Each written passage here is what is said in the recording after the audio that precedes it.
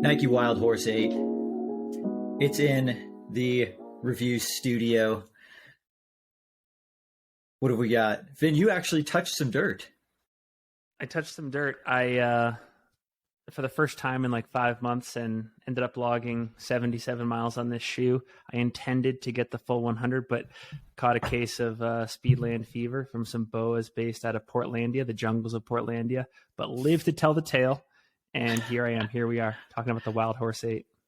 Yeah, I'm excited to talk about this one. I feel like the Wildhorse 6 and 7 got a little too wild, and they brought it back. They reined it back in, saddled it up.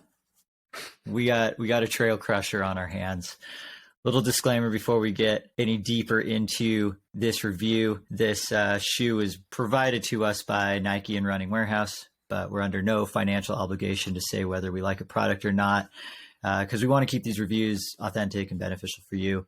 No one will get to preview or watch this footage before it gets published to YouTube. A few stats about the shoe. $130. So, I mean, I feel like $150 is like the new $100 shoe from a couple of years ago. So I would throw this squarely into the budget range. 12 ounces was the weight in my size 10, and that's a 12 ounce, with a little bit of dirt on it, sort of weight. Stack height numbers I got from Nike were 27.5 millimeters in the forefoot and 36.5 in the heel. Those stack heights did include the insole, so there's a couple millimeters, buffed there because of the insole thickness. Makes for a 9 millimeter drop, which is 1 millimeter more than I think every Wildhorse since Wildhorse 3. That one had always been an 8 millimeter drop shoe. I definitely did not notice because I did not look up those stats until after doing all the running in this shoe. So 9 millimeters, 8 millimeters, 7 millimeters, it's all the same. In terms of materials, again, Nike went way more simplified from the previous versions of the Wildhorse. This upper is just kind of a one-piece, pretty open engineered mesh with very minimal overlay. I mean, there's a little bit on the toe cap, but it's not that stiff. Some extra security around the laces. They even the swoosh is painted on, to not add any extra material. So it's very, floppy, conforming to the foot. Gusseted tongue that just kind of blends right in to the midfoot of the shoe. Gone is that weird half-assed gator thing that they did on the last two versions of the shoe. Little bit of padding around the ankle and the Achilles and the heel. Not much, but it's dense. I feel like the correct amount of dense. So that way you do get a pretty nice secure hold. The midsole is just one big old fat slab of Nike's React foam. And, we'll talk about the React foam more a little bit later, but Brett loves it. I am such a big fan of React foam. There is a segmented rock plate in the forefoot of the shoe. I honestly, couldn't even feel it. I couldn't tell if it was the outsole, the rock plate, or the midsole that was protecting my feet from rock hits. But, the protection was great, and maybe is a combination of all three. The outsole is Nike's in-house rubber, which I'm sure a lot of people are going to be moaning and groaning that it's still Nike's in-house rubber. But I did get word from Nike that this is a slightly different compound that is grippier than all the previous rubbers they've used in the past. And I think they weren't lying. I thought the shoe gripped great. We'll talk about that more in a bit. Finn, what kind of mileage and testing did you get in for this one? Yeah, I put this shoe through quite a bit of paces, quite a bit of different terrains, did some longer hill tempo workouts on this shoe, did some 2-hour longer runs on trails, flowy single track. Just as early as this morning, put it through some really steep, mud-soaked, snow-covered, wind and rain, multi-climb trail runs. So I feel like I put this through as many possible environments, trail environments that it really needed to be put through. And yeah, I'm trying to rack my brain. Like, we've been doing this since last fall.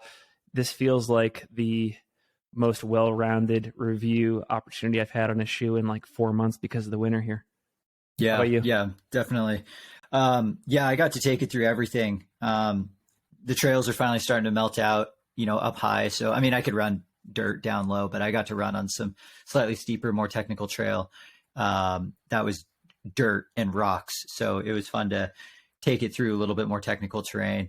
I did get the classic Ashland single track that's just buffed out and beautiful dirt. I did get some mud, did get some snow. So really did get to test, the grip and the traction of the shoe. That is another thing that I did forgot to mention, was that these are now 6 millimeter lugs. So I think these are actually the deepest lugs that Nike has ever put on a trail shoe, which really did help for the sloppy conditions. And, I think the main idea behind that is, Nike's really trying hard to differentiate the Wildhorse from the Zagama, from the Kiger, from the Pegasus Trail. It seems like previously you could pick any shoe from the Nike Trail lineup and they would all do the exact same thing. And there's a new rubber compound on the outsole too, right? You mentioned that earlier. Yeah. Okay. Yeah. And they didn't have a name for it or anything like that, but it does. I thought it was gripped really well. Me too. I wasn't running across like wet logs or anything like that, but I'm not really sure what shoe is going to grip really well on wet wood. I was looking at my Strava this morning and I did about a mile's worth of running on 30 to 40% graded trails descents. And this held up amazing. Yeah. Yeah. I did get in 84 miles of running in the shoe. Time wise though, it was about the same as 100 miles in a lot of the other shoes that we've tested, simply because I found myself climbing and descending a ton of steep stuff in this shoe. And I think that was one of, I found that out after a couple runs, that this shoe's strength was steep climbing and descending. This has turned into one of my favorite shoes to not only descend steep trail in, but also hike steep trail in. And I think that's partly because it's shaped pretty normal. It doesn't have a huge rocker and it doesn't have a maximal stack amount of foam. So it actually bends in the toe very nicely and allows for a very comfortable hike.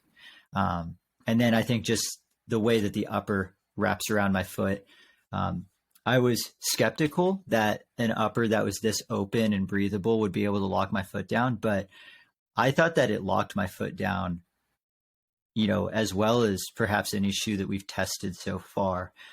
So I did some steep descending and my foot was, just secure, dialed in, not uncomfortably tight.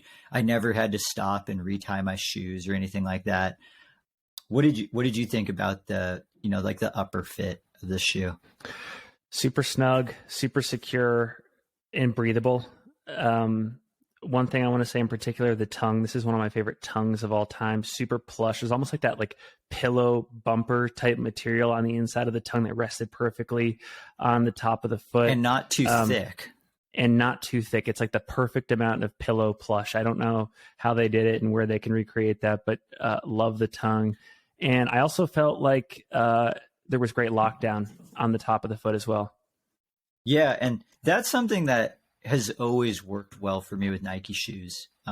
Aside from the Wildhorse 6 and 7, I thought that upper was trash.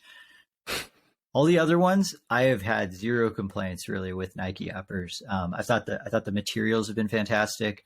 The way that it holds down my foot has been great. The shoe's not very wide, but I felt like it was wide enough. Like it seemed like it was like squarely in that medium width type category.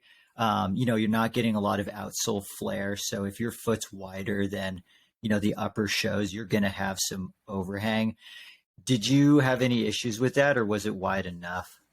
No issues. Wide enough. Honestly, I felt plenty of room in the toe box, and I'm in that wider foot camp. I mean, the toe box is kind of square. If we're just looking at it, it's way less pointy than previous Nike trail shoes. Like it's dare I say it's foot shaped? I feel like Solomon and Nike are both in tandem coming around to my part of the shoe market here. I appreciate it. It's also higher volume than previous Wildhorse models. In previous Wildhorse models, the toe box would kind of slant downward all the way and like wedge all the way towards the front. Whereas this one, it actually stays pretty high all the way through to the toe. So I think probably highest volume toe box of any Wildhorse I've run in. Didn't sacrifice lockdown, so it was like a really nice balance. Mm. Did you take it that your shoe true to size? True to size. Yep, I'm a size 12, and it was a perfect fit. Yeah, I've always thought that Nike's been very consistent with their sizing, like pretty much across all their running shoes. I'm also finding that with the vast majority of the brands that we reviewed in the last 6 months, at least for me, they, with a few exceptions, they've been true to size. And I don't know if that's just a change in the industry, but I feel like I haven't had to size up or size down in many occasions. Yeah, I agree. I hope that's just how things are moving forward, and it's just like an industry standard. That would be really nice. But you're right. A lot of the shoes that we have tested have all been like, true to size. I'm a 10. It's a 10. You're a 12. It's a 12. It's boring, which is great.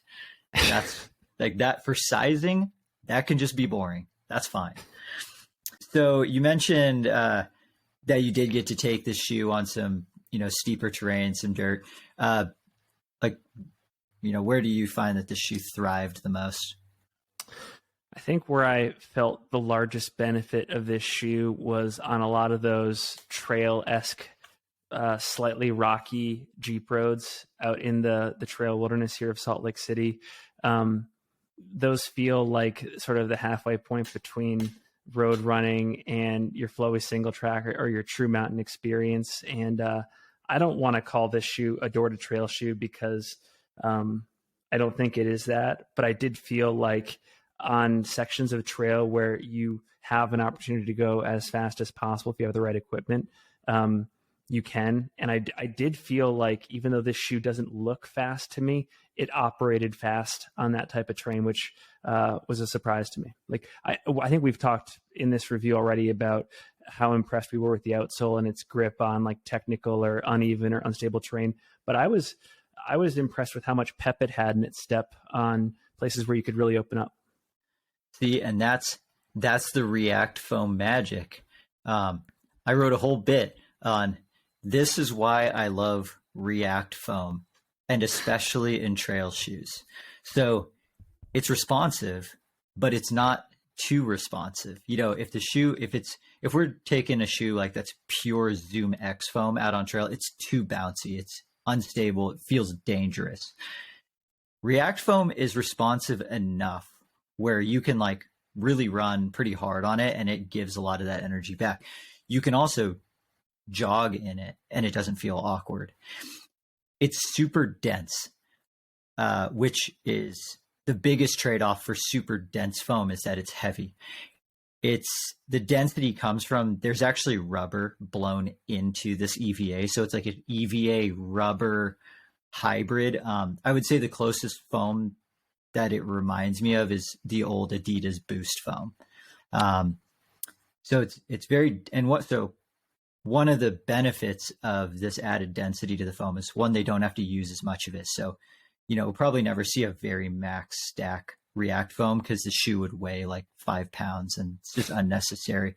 But because of the density of this foam, it can just take the rock hits and it doesn't really break down. There's some shoes that are very high stack that seem to just absorb all the rocks, but all those tiny little punches to the bottom of the shoe contributes to the breaking down of the EVA midsole foam.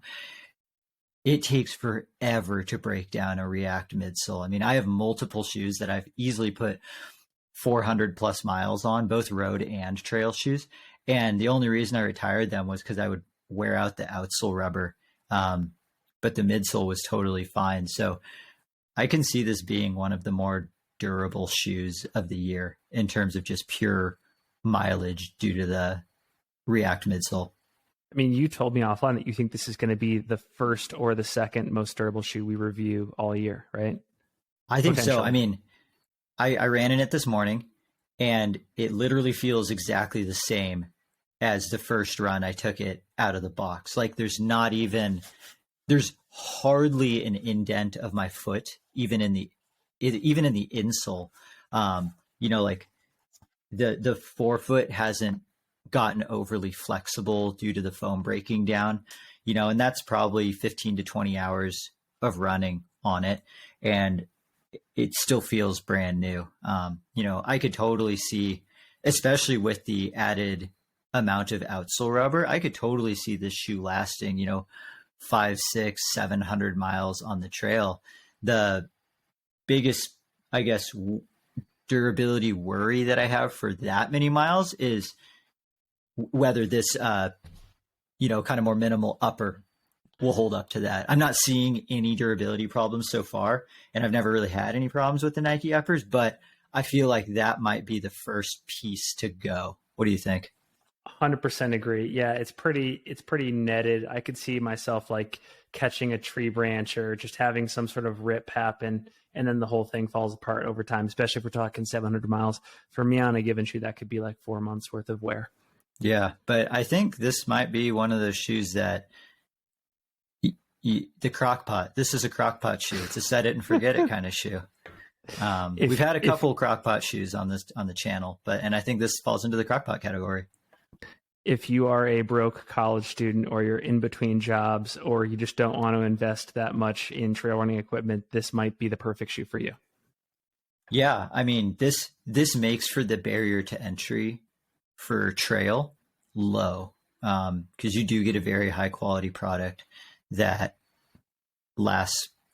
going to last a very long time. So yeah, let's flip flop some of our segments a little bit. Like, let's just dive straight into the value. We've been talking about durability and how the shoes it's easy to run, a lot of different types of terrain, and it's $130. I think the Wildhorse has been $130 since like 2016 or 2017. That's amazing. Yeah. What is this? 2014? I can't believe it. Yeah. $130 for a shoe that's comfortable, rugged, durable, going to last a very long time. Where do you see, like in your Mount Rushmore, I'm training for 100-miler, I need my shoe rotation. Does this shoe have a spot in your weekly shoe rotation if you're training for a big race? Gosh. Well, let me ask you this. Are we going to be reviewing the Terra Kiger as well? I hope so. I don't have a pair yet, but if we review the Terra Kiger, I think I'm going to put that over this one on the Rushmore. But I will say that this shoe, along with the Zagama and the Terra Kiger that I just mentioned, has totally reintroduced Nike to the trail running ball game for me. I had always steered clear of them. I felt like Hoka and Ultra were really the only ones that were catering to my foot shape and just my interest on the trails. Nike this year has come back into my consciousness and made me appreciate what they're building. So it's no longer an afterthought or an immediate disregard. It's like definitely a deep consideration. Yeah, they're no longer just like a plaything for a little bit of dirt. Like, it's a real trail shoe again. And I feel like you're right. Nike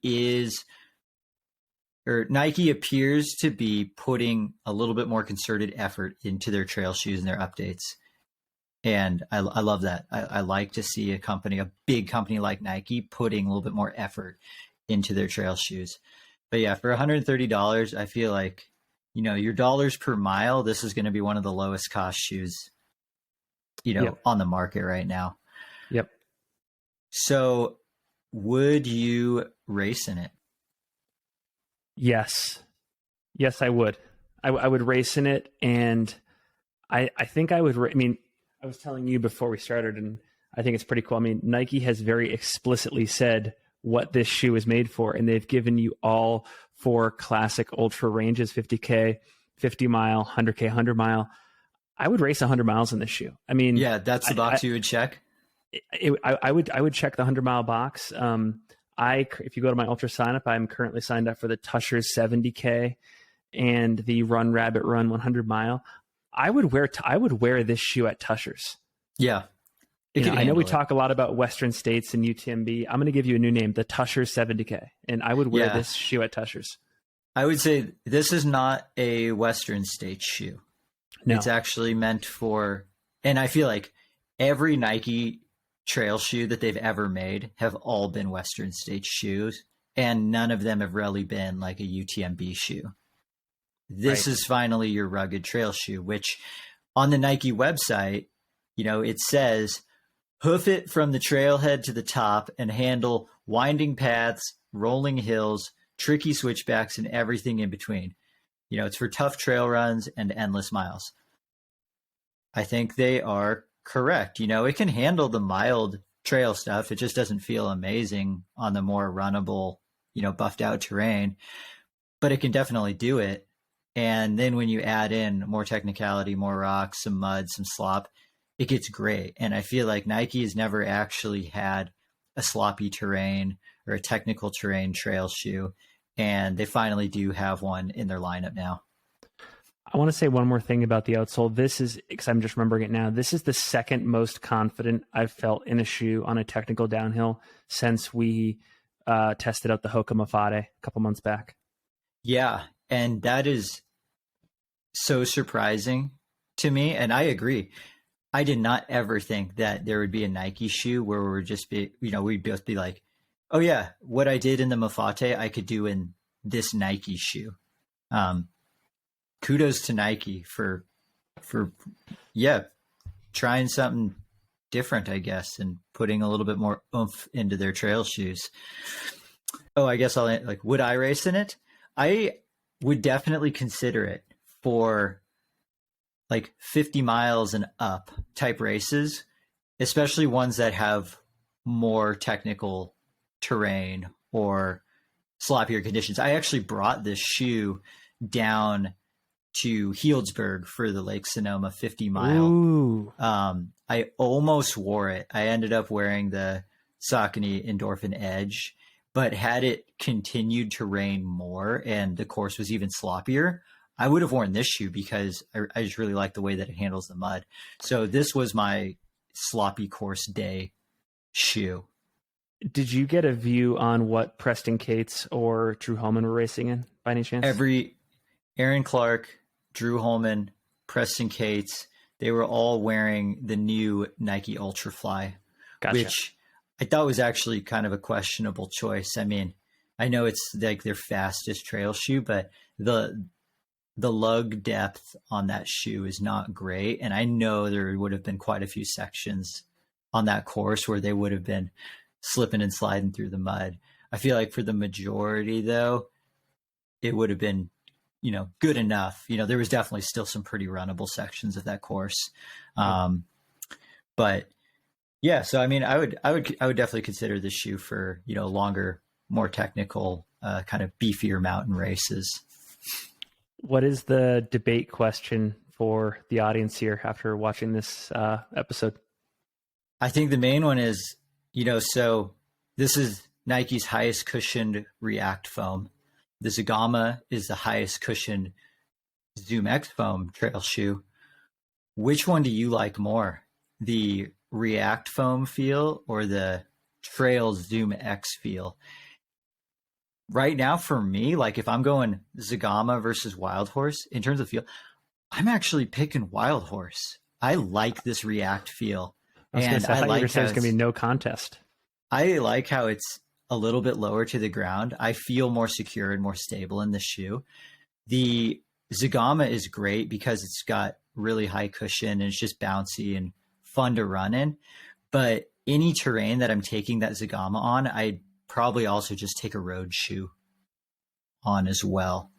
So I think I'm on team Wildhorse, and it's $30 cheaper. What about you? Same. Yeah, I'm a believer in this React foam. I mean, you had kind of primed me before. You had told me when we were getting the shoe that this was going to blow my mind. So I can't tell if I independently like this or if I was just primed by you, but I think I like it.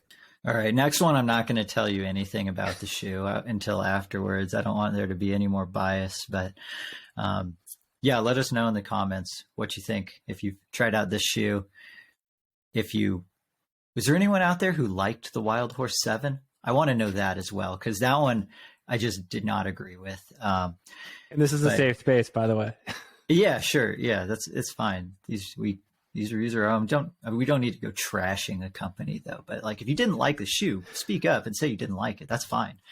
If you do want to try these shoes in your local run specialty shop doesn't have them, feel free to use our link below to get the Nike Wildhorse 8 from our friends over at Running Warehouse. If you want to see more reviews like this, subscribe to the Conversational Pace channel. Give this review a like. We appreciate it, and we will see you out there on the trails.